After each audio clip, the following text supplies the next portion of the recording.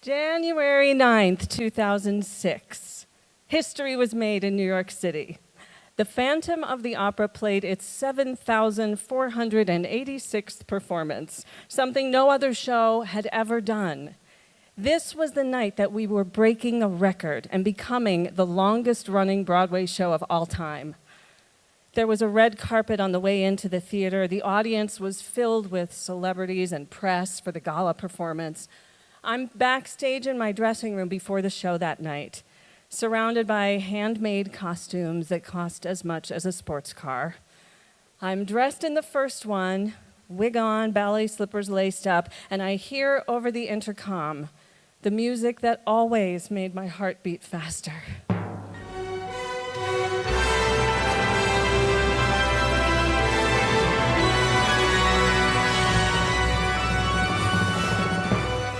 That, of course, is the overture to The Phantom of the Opera. The music you hear at the very top of the show as the famous chandelier is rising out over the audience. And that music was my cue to make my way down the stairs outside my dressing room for my first entrance onto the stage. I start to go, but then I remember there's another set of stairs outside my dressing room, the fire escape. I could just slip out that window, sneak down, and disappear into the crowd in Times Square. Even though I had become a record breaker by that point, too, I was Phantom's longest-running leading lady. I had performed the show more than 1,000 times by then. Still, that night, and if I'm honest, several other nights, when the pressure to perform felt almost overwhelming, I stood there for a minute, torn between two sets of stairs. And sometimes, honestly, I did not know which path I wanted to take. And I think we all face our own version of these two pathways throughout our lives. Do we do what's easy or what's challenging? Do we choose the path of comfort or the path of courage? Now, I'm going to share with you my own troubling history of navigating the tension between these two choices and what I've learned along the way about courage. I got my first big break in show business when I was just 10 years old, a 3-line solo in my 5th grade Christmas concert. The night of the concert arrives and I'm lined up outside the cafetorium with all of my classmates. We're about to go in and take our places. And I happened to peek inside the doors, and I saw the crowd. Way up at the front of the stage was a microphone on a skinny little stand. I was supposed to walk out there and sing by myself in front of all those people. My mouth went completely dry. My heart started racing. And without thinking, I made a beeline for my music teacher, Mrs. Maters, and I said, I can't do it. Now, she didn't have time to mess around, so she said, okay, Sandy, go back to your place in line. I'll take care of it. And she gave my solo to someone else. I stood back there on the risers, and when the moment for my solo came, I watched my brave classmate walk down to that microphone and sing those 3 lines that I had practiced in my room for weeks. When I look at a snapshot of that moment, it's clear to me that could have been the story of my entire life. And what I felt as I stood back there was not relief. I felt intense regret. Singing was what I loved more than anything in the world, and I stood back there thinking, I could have done it. I wanted to do it. I was ready to do it. But in that crucible moment, I had a failure of courage. And something clicked at the tender age of 10, and I recognized that I didn't want to live with that feeling. I didn't ever want to feel that way again. And I made a promise to myself that no matter how afraid I felt in the future, I would find a way to move through it. I would find a way to show up, to choose courage. Fast forward about a decade. I've graduated from college, and I have a decision to make and a path to take. I can either stay home in Michigan and try to get a sensible, comfortable job with my communications degree, or move to New York City and pursue a career in musical theater, where if the statistics proved right, I was pretty much guaranteed to starve. I actually didn't know how intense the statistics were at the time, but I recently learned 70,000 people move to New York City every year in the hopes of making it to Broadway. Fewer than 10% ever land any job in a New York City play or musical. And of the lucky few who do find work, the unemployment rate at any given time is 88%. That's what I want to do, Mom and Dad. With my communications degree, I'll just throw that in the garbage and try to make it in New York. But believe it or not, it was actually my dad, in an incredible act of courage on his part that would take me years to understand. It was my dad who convinced me to go. Here's how he made it seem manageable for me. He said, "What if you give yourself a time limit? Give it 5 years. If nothing happens, you can always come back home and figure out plan B." So off I went to New York City with my graduation money in my pocket and 5 years to get my big break.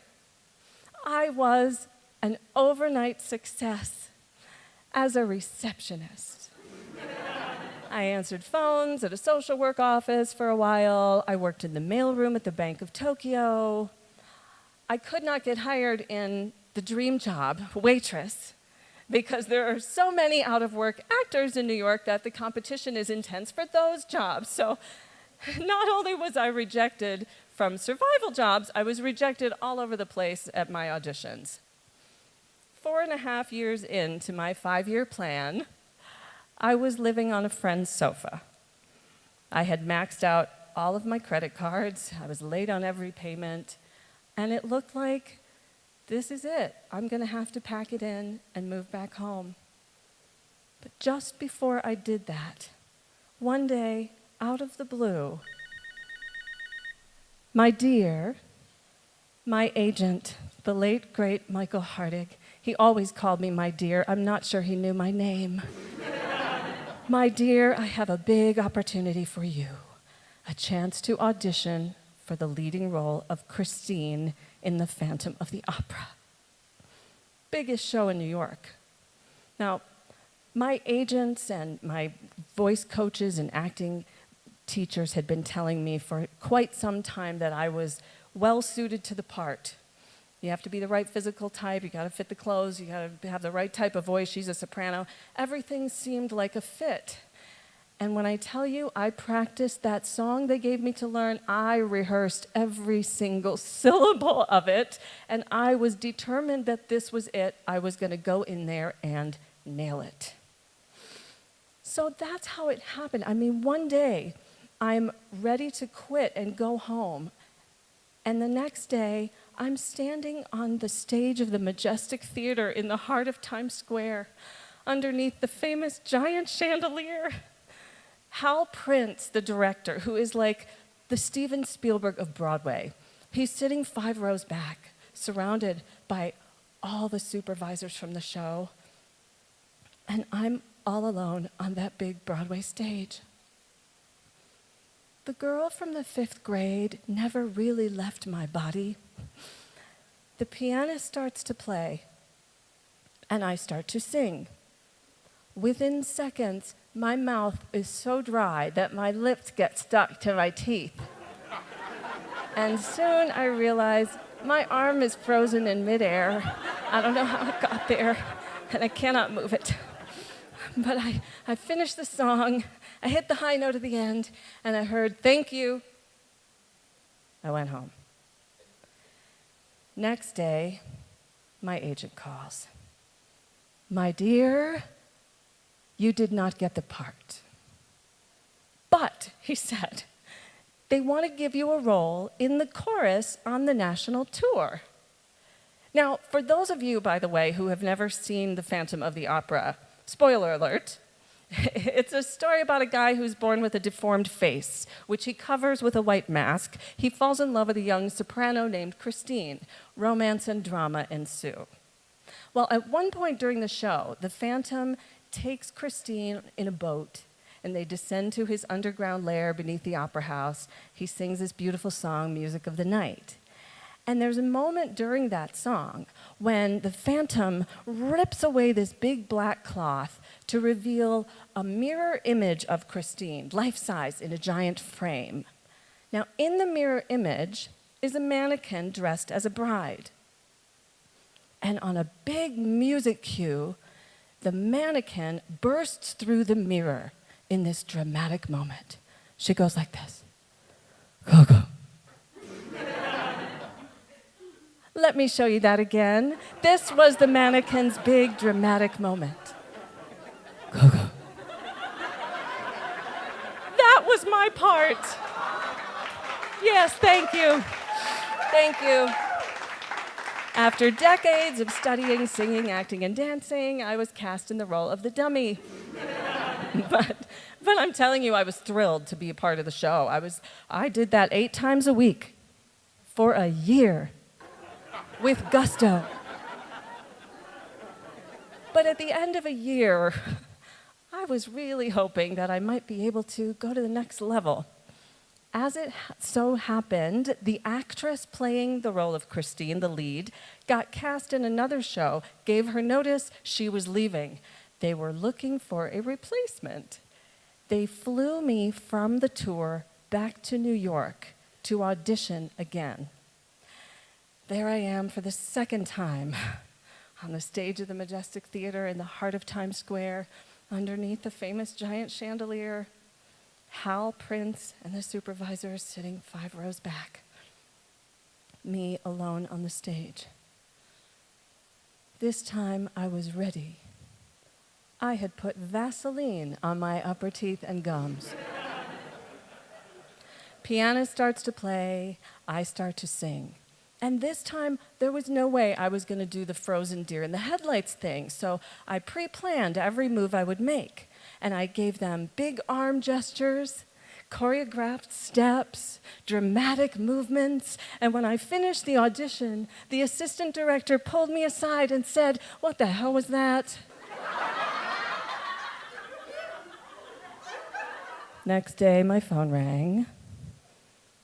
"My dear, you did not get the part." There was no but this time. He said, "They're going to continue the search for a new Christine." And I was devastated. I thought, that's it. It's over.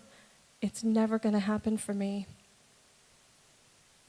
And I know that, the courageous thing to do in a situation like that, when you blow it, when you get in your own way, when things don't work out the way you want them to, is, to learn from your mistakes and get back up on the horse.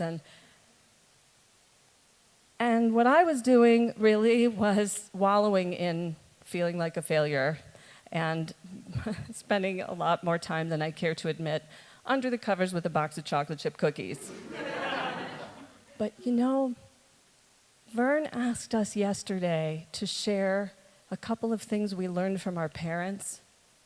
When I was in that state of negativity and being so angry at myself, beating myself up with all the woulda, shoulda, couldas, and how I blew this incredible opportunity, one day on the phone with my dad back in Michigan, he said 2 things that I will never forget. The first was, "Don't forget how far you've come." He said, "I'm proud of you that you're always setting the bar higher for yourself and you want to reach the next goal and the next. But too often we fail to stop and look back and see how far we've come." He said, "You've already beat the odds. There are a lot of girls that would trade places with you." And I got it, he was right.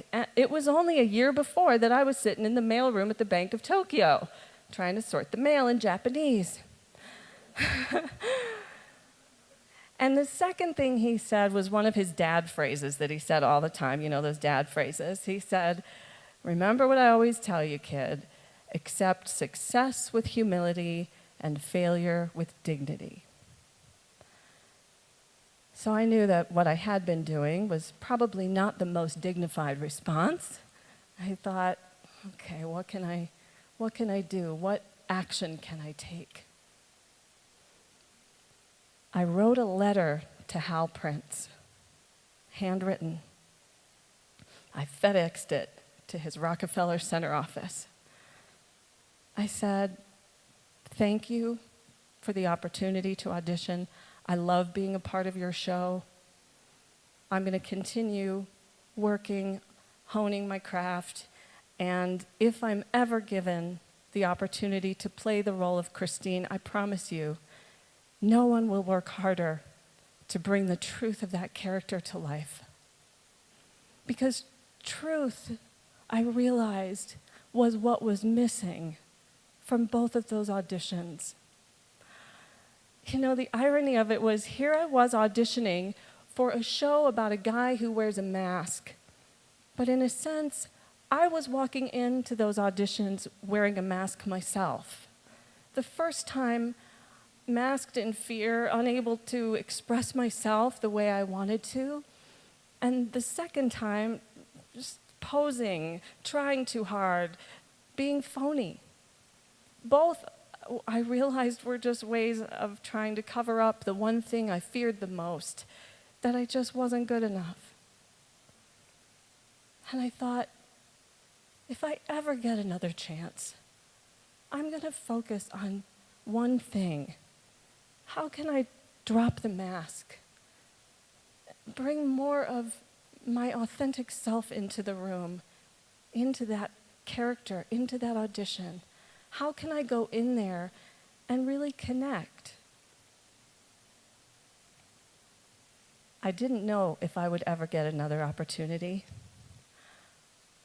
But before long, out of the blue one day, "My dear, they still haven't found a Christine. They want to bring you back in and give you one last chance."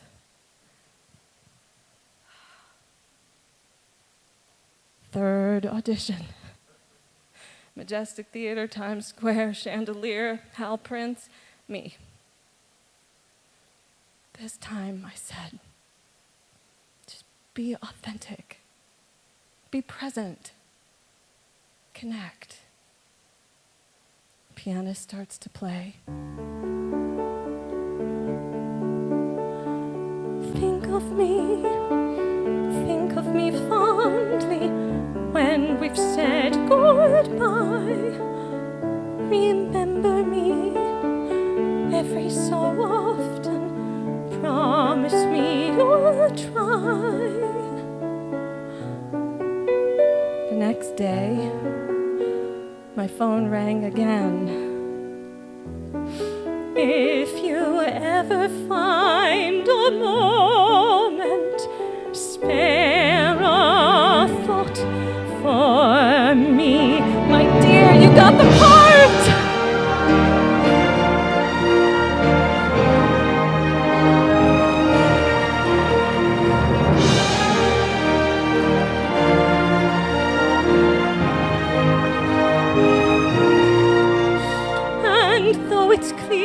Though it was always clear that this was never meant to be, if you happen to remember, stop and think of me.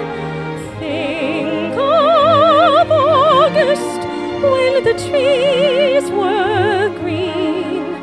Don't think about the way things might have been. Think of me waking, silent and resigned. Imagine me trying too hard to put you from my mind.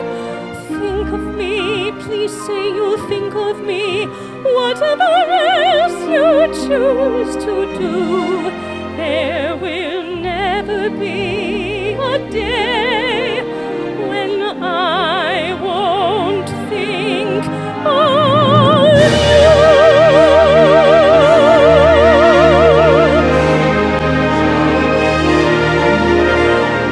Think of me fondly. We never said our love was evergreen or as unchanging as the sea. But if you can still remember, stop and think. Flowers fade, the fruits of summer fade. They have their seasons, so do we. But please promise me that sometimes you will think.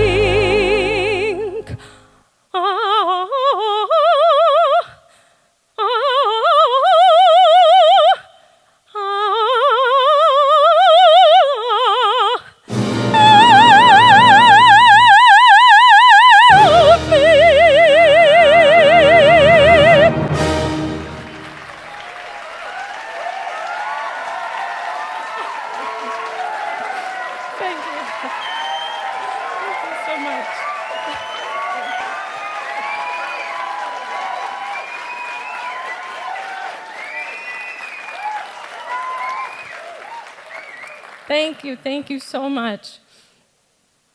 You know, sometimes the most important kind of courage is the courage nobody else sees. The inner courage it takes to drop the mask, bring more of who we really are into the room and connect. That is what ultimately won me the role. And I actually believe that is really at the core of what has made Phantom the unprecedented success that it is. Did you know that Phantom of the Opera is not only the longest running Broadway show of all time, it's also the most lucrative entertainment enterprise in history.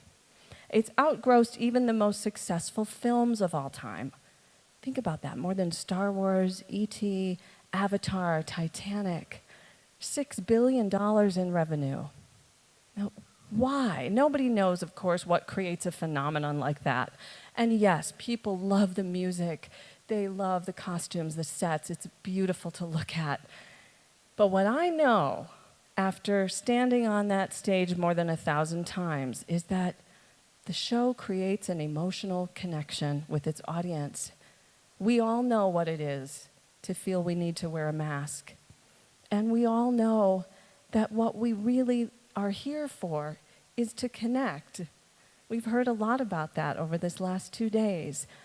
And the only way to get to connection is to drop the mask and bring our most authentic self into the room.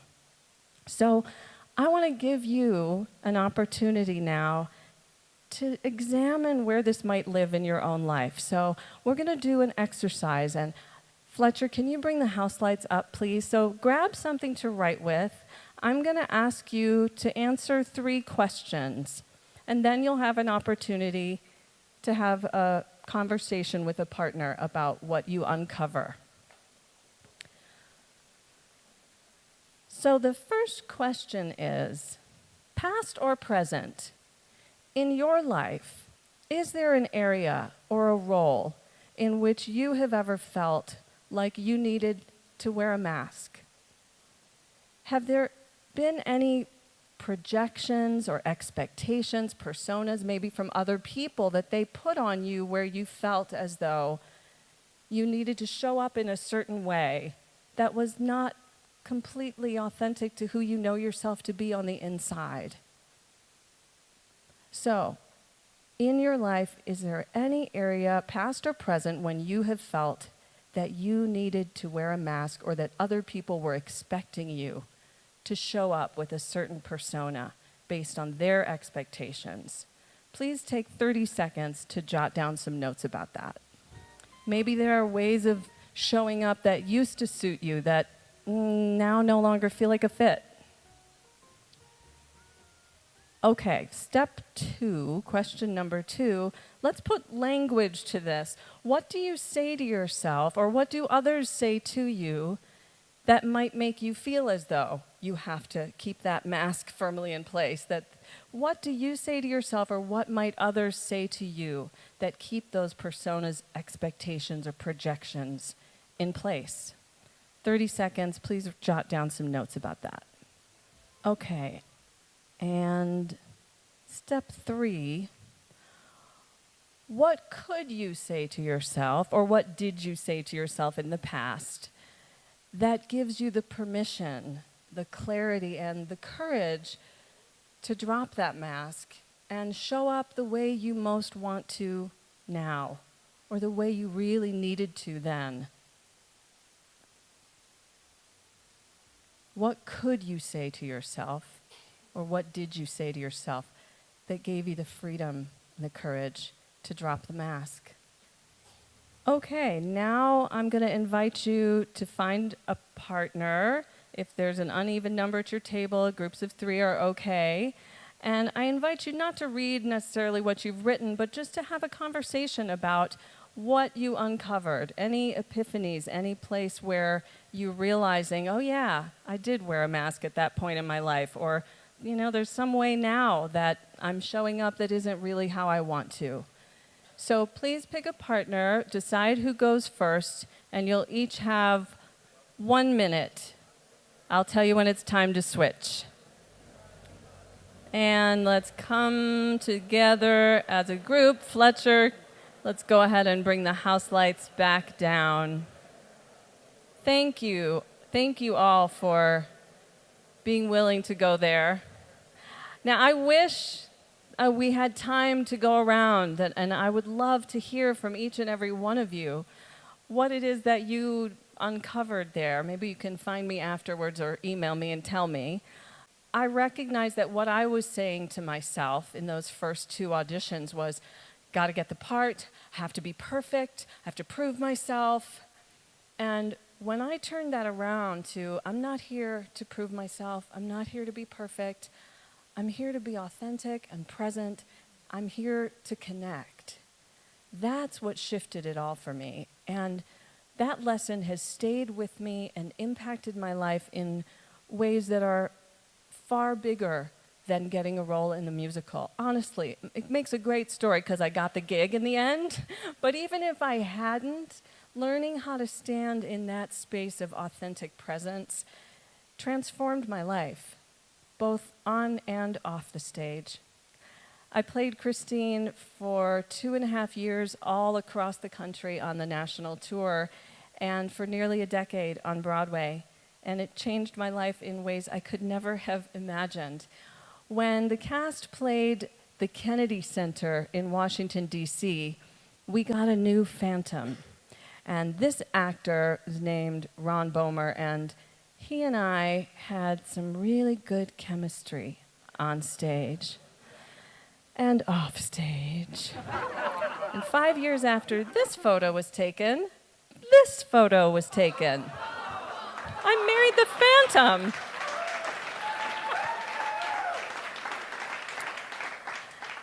One of my all-time favorite connections from all my years in the show, this photo is standing outside of the Majestic Theater, and that picture of me with Howard McGillen, the longest-running Phantom of all time, is still outside the Majestic Theater in New York City.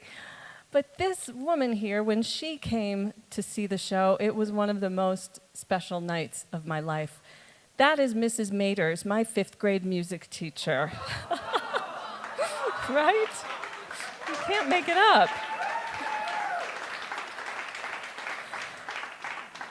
For so many of us, of course, the most important connection in our life, the place where we can really drop the mask and be who we are, is with our family. This is my mom, dad, and my beautiful sister, Monica, at the Waldorf Astoria Black Tie Gala on January 9th, 2006. I am so grateful I did not take the fire escape that night. And I really owe it all to my dad, who encouraged me to go. And, the best thing really was he was the person that saw me and didn't care if I failed. I knew that he had my back no matter what. And that to me gave me courage more than anything. He also, inadvertently, helped me connect with the character I played in an even more real way. You see, Christine has a very close bond with her late father in the show. And there's a scene in the second act when Christine goes to visit her father's grave. And what I had to do in order to bring an honest emotional connection to that moment in the show was to imagine the loss of my real-life dad. Unfortunately, that loss became a very sudden reality. Just 1 year after this photo was taken, it was a snowy Michigan morning. My dad woke up and he and my mom made a pot roast to have for dinner later that night. He sat down in his favorite recliner to watch his Sunday morning shows, and he started having chest pains. And later that day, I lost my biggest fan. And I know that we all have had those people in our lives who have loved us into who we are today. And even though they might leave us, I try always to remember that the connection we share lasts forever.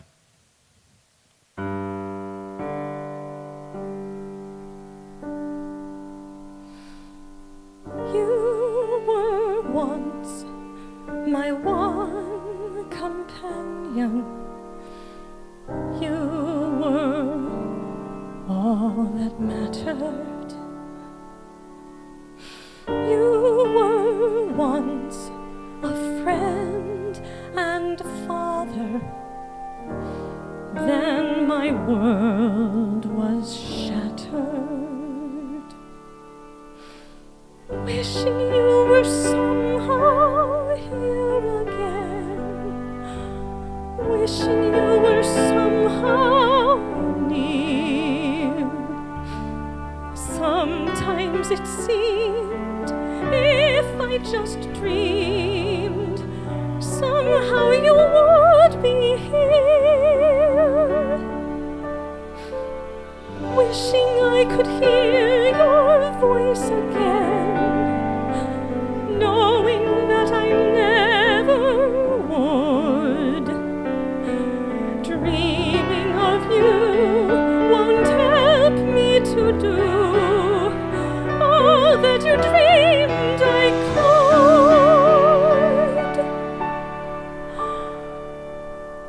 Passing bells and sculpted angels, cold and monumental, seem for you the wrong companions. You were warm and gentle.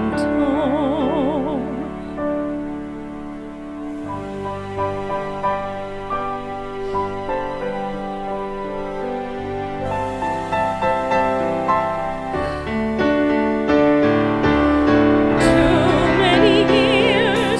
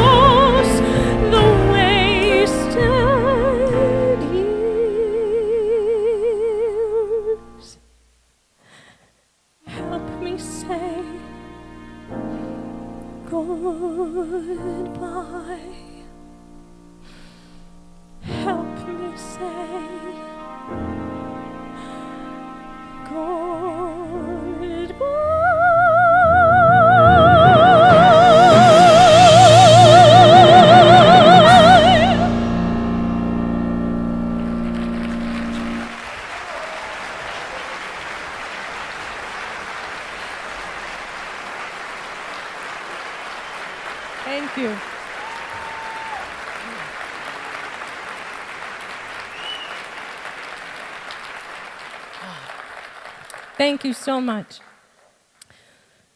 There was one final crossroads that I faced in my long phantom journey, and it surrounds the question, where do I go from here? You know, the playwright George Bernard Shaw once wrote, there are two great tragedies in life. One is not getting your heart's desire. The other is getting it. You know, it was my dream to play this role, to be a professional singer and actor, to do something I enjoy for a living. But after a while, even the dream job becomes a job. I mean, I did the show for almost a decade of my life, so imagine me there, you know, year 7, year 8, year 9, year 10. I mean, it was like a recurring dream, singing the same songs, playing the same scenes, like the movie Groundhog Day. Here we go again. Didn't I do this already? Wait a minute. And keeping it fresh, keeping my energy up became a real challenge. When I was in the latter years of doing the show, one of my best friends noticed how much I was struggling, and he asked me to coffee, and he gave me one of the most priceless gifts I have ever received. It was a purple box, and on top of the box, he stenciled the word perspective. Inside the box were clippings he had scoured the internet to find from people all over the world talking about the impact that seeing Phantom had had on them. There was a story from a man who'd saved up for a year to take his family on a trip to New York to see the show. He said, "I will never forget the look in my daughter's eyes as I watched her watching you." There was a woman who had taken her mom to see the show when her mother was terminally ill. She said, "I always remember that happy night we shared together. And when I hear those songs, I feel my mom right there with me."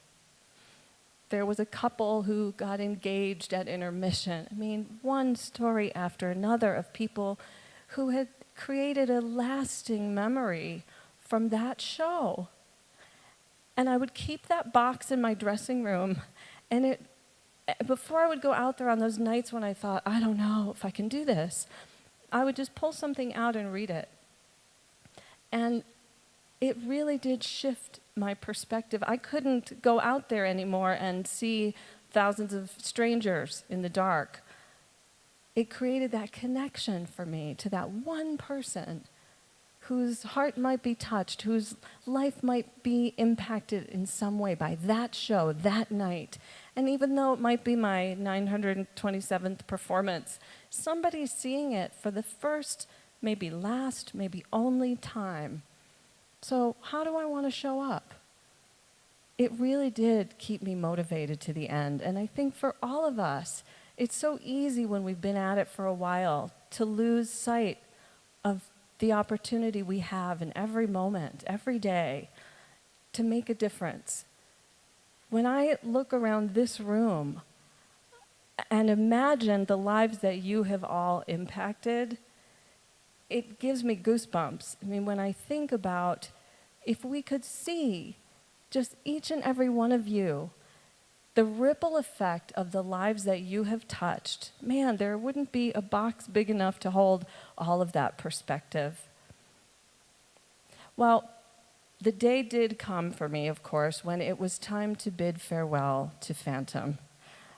I'd had an amazing run, but honestly, I had no idea what I was going to do for the rest of my years. I wasn't quite ready to retire, but I really struggled with, where do I go from here? I'll tell you when I got really clear about what I wanted.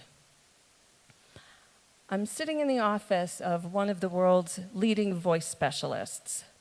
His patients are everyone from like Adele to Julie Andrews. You've heard people thank him on the Grammy Awards. He's the guy. I'm sitting there as he's looking at the MRI of my brain and pointing to the small tumor on my brainstem that's pressing against the nerve which controls my voice. He says, normally we would treat this with radiation, but if we do that, we'll destroy the nerve, so you'll have a speech impediment the rest of your life, and you'll certainly never sing again.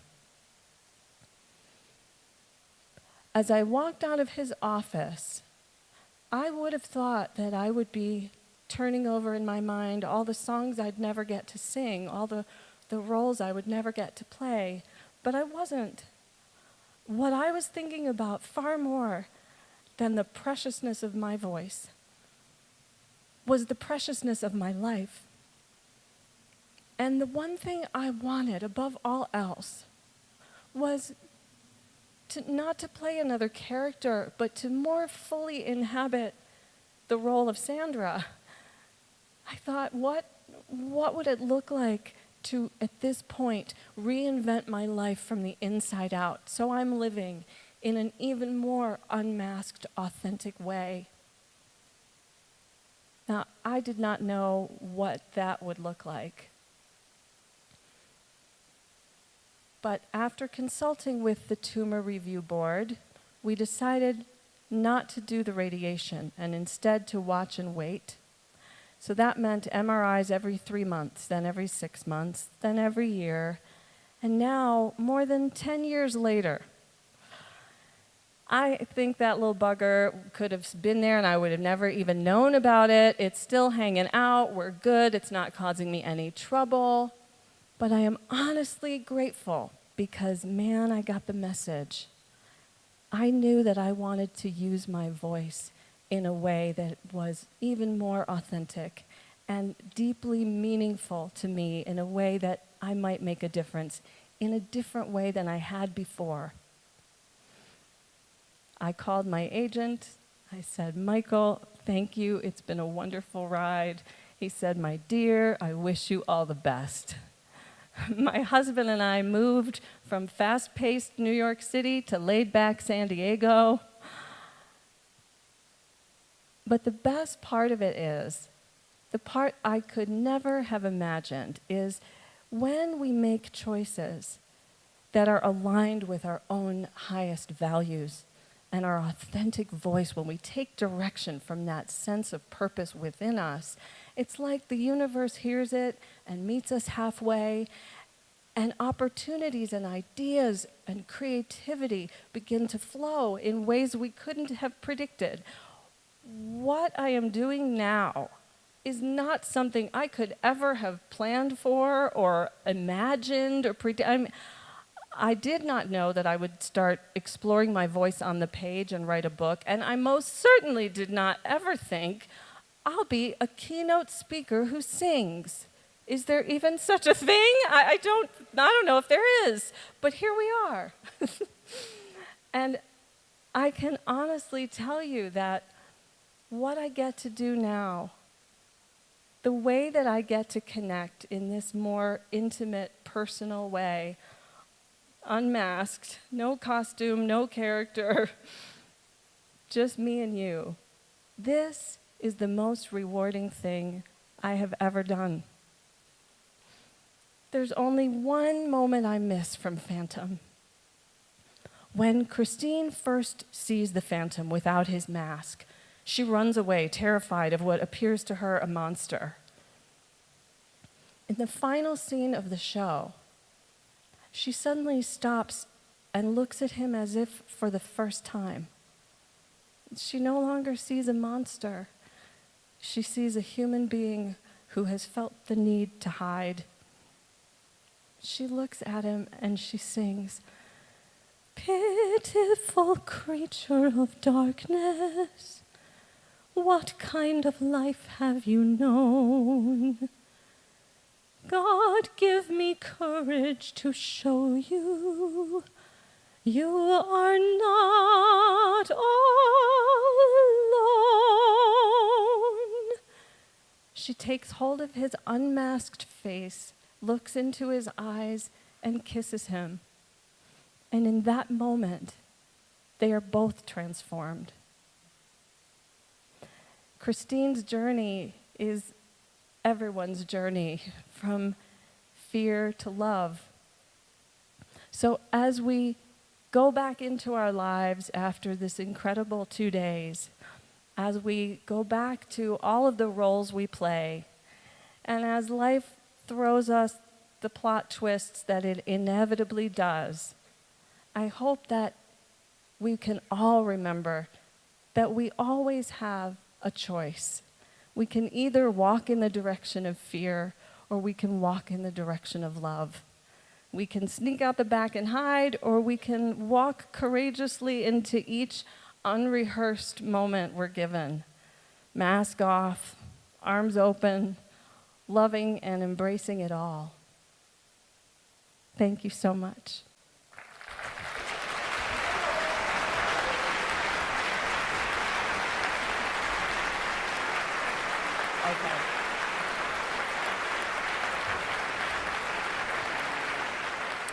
Okay, we have time for one more song. But before I do that, I want to give a huge shout out and thank you to the incredible crew here, sound, lights, the tech guys. I'm a singer, so I have special needs, and you guys just are world class. Thank you, you're amazing.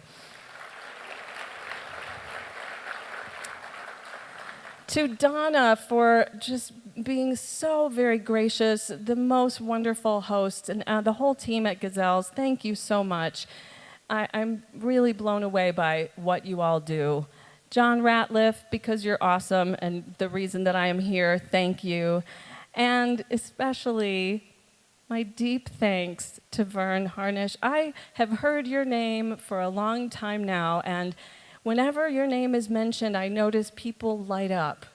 And now that I've been here and I've gotten to meet you and see what you do, how you impact lives, you're an extraordinary human being, and you've brought extraordinary human beings together. Thank you. It's really an honor to be on your stage. So remember I mentioned I married the Phantom? Well, he went on to do many other Broadway shows. He's still in the business. He is currently on the national tour of the Book of Mormon. Anybody see that show? Mm-hmm. You gotta fasten your seatbelt for that one. He plays the role of Jesus. But as it so happens, he's on a little break. He had a few days off, and I said, honey, why don't you come to Denver with me? So here to help me end this incredible summit on a high note, I'm pleased to introduce my husband, Ron Bomer.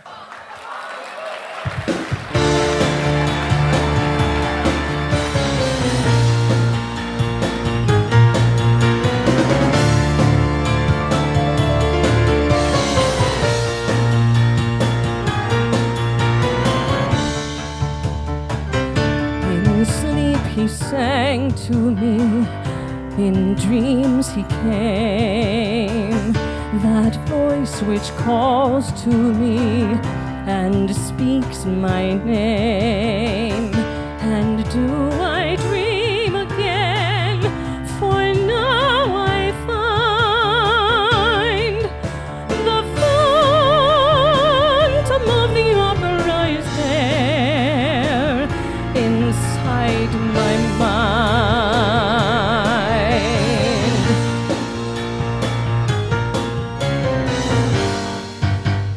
Sing once again with me our strange duet. My power over you grows stronger yet, and though you turn from me to glance behind, the phantom of the opera is there inside your mind.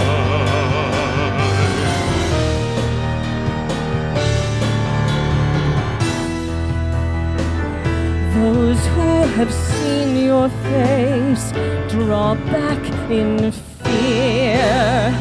I am the mask you wear. It's me they hear, Your spirit and my voice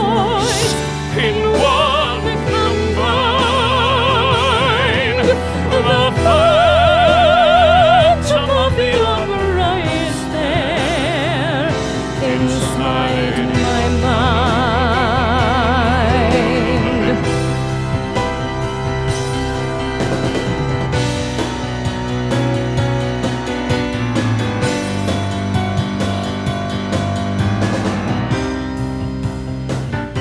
In all your fantasies, you always knew that man and mystery We're both in you. and in this labyrinth where night is blind, the phantom of the opera is Here inside my mind. Sing for me, my angel of music. There, the phantom of the